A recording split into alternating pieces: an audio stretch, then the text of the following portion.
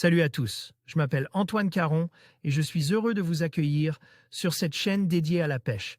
Ici, je partage des astuces sur la pêche, le choix des appâts et des leurres, et j'aide également les débutants. Abonnez-vous pour rester toujours au courant. Et maintenant, passons au sujet du jour. Bonjour à tous. Dans cette vidéo, je vais vous parler de 3 leurres incontournables pour pêcher de gros poissons en surface en Méditerranée. Que vous soyez un pêcheur débutant ou expérimenté, ces leurres vous aideront à maximiser vos chances de succès lors de vos sorties en mer. Je vais vous expliquer comment les utiliser, les conditions idéales pour les déployer et quelques astuces pour attirer ces gros prédateurs. Restez avec moi et découvrons ensemble ces techniques qui pourraient bien transformer vos sessions de pêche.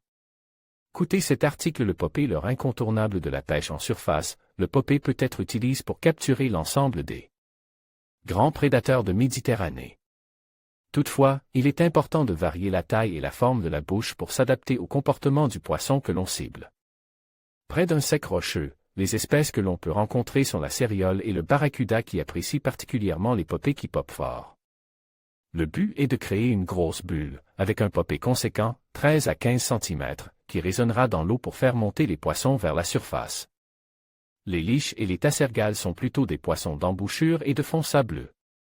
Ils se déplacent souvent dans moins de 5 mètres d'eau et sont des chasseurs qui aiment suivre les proies avant de s'en saisir. Il nous faut donc des poppers à petite bouche qui vont créer une traînée de bulles la plus longue possible. Ce popé peut être long, mais ne doit pas être trop épais, car le repas favori d'un tassergale ou d'une liche est l'orphie. Le stickbait plongeant. Le stickbait plongeant est une version d'un stickbait qui ne s'anime pas en walking the dog. On l'utilise généralement lorsque l'on souhaite avoir une forte présence dans l'eau, de grosses vibrations, mais faire peu de bruit. Pour leurrer les poissons méfiants. Le stickbait plongeant s'anime par grandes tirées et va onduler comme un leurre à bavette avant de remonter à la surface pendant la pause. Il existe également des modèles coulants si vous ne souhaitez pas pêcher en surface. Le coloris de ce type de leurre est très important, surtout dans une eau claire où les poissons peuvent le voir de loin. Les flancs doivent être de coloris naturel, bleu ou gris si possible. Les coloris réfléchissants sont une bonne stratégie lorsque l'on souhaite imiter une oblade ou un sevreau. Ces leurres sont très efficaces en 15 et 17 cm, car ils se lancent très loin et imitent une grosse proie. Le pencil existe dans sa version popé et stickbait. C'est un leurre très allonge, comme en crayon, d'où son nom. Les différents pensils sont généralement utilisés pour imiter une orphie lorsque l'on cherche à cibler la liche ou le tassergale. Ils peuvent atteindre 20 cm sans problème, car la taille moyenne des orphies de nos côtes est importante.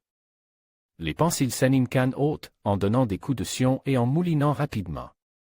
La vitesse de passage du leurre sur la zone ne laisse que peu de temps au poisson pour se décider, ce qui donne lieu à des attaques réflexes très violentes. La bouche de popé sur un pencil est très efficace sur la liche tandis que le pencil stickbait se prête surtout à la recherche du tassergale. En conclusion, ces 3 leurres sont des atouts incontournables pour pêcher de gros poissons en surface en Méditerranée. Que vous soyez un pêcheur débutant ou expérimenté, n'hésitez pas à les intégrer à votre équipement. Avec un peu de patience et de technique, vous pourriez vivre des moments inoubliables au bord de l'eau.